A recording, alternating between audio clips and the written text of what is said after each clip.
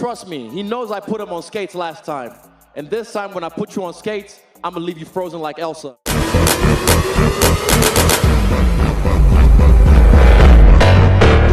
The right hand, the uppercut, and now you got Stylebender in deep trouble, just trying to hang on and get to the buzzer.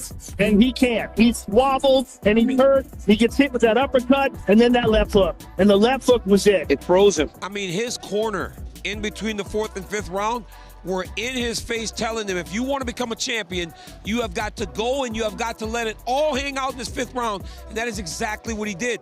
But in that 5th round, man, he let it all go. And once again, he knocks out Adesanya in the final round of a fight.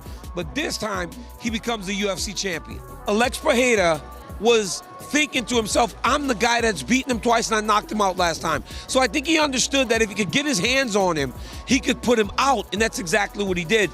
But you saw it from very early. When he was able to land, his had a lot more impact than the last Stylebender's punches had. And ultimately, it showed itself to be so true that he could not withstand the onslaught that Alex Pereira put on him in the 5th round. A new champion is claimed. Stan, as I told you off air, we can't keep a champion at the UFC. We had 2 more title changes tonight in New York City. Israel Adesanya had defended that belt 7 times. He had won 12 straight fights in the UFC's middleweight division. This guy's one of the greatest middleweights of all time. You have to give him an opportunity to run his championship fight back. It is what it is. Hey, and every judge had him up 3-1 going into the 5th round. This is 2 times very recently where we've had champions cruising in round 5 and both getting stopped, as we saw with Kamaru Usman a little bit ago.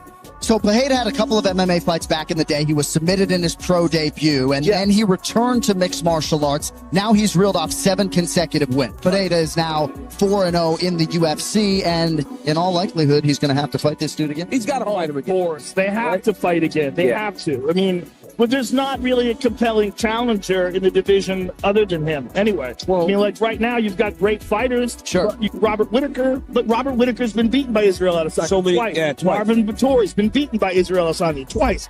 Israel's the fight. It was so close. The craziest thing is the middleweights are rejoicing because this would seem to be a better matchup for them than Adesanya has proven to be. Yes. If this guy can get through Adesanya again. But he should have to get through Adesanya again. This should not be a one and done. Right. Well, you think about the other contenders, like let's talk about Robert Whittaker and Marvin Vettori. Both of those guys are very good at takedowns. Both those guys are very big guys, very solid wrestlers, and very well-rounded, whereas Adesanya is essentially a specialist.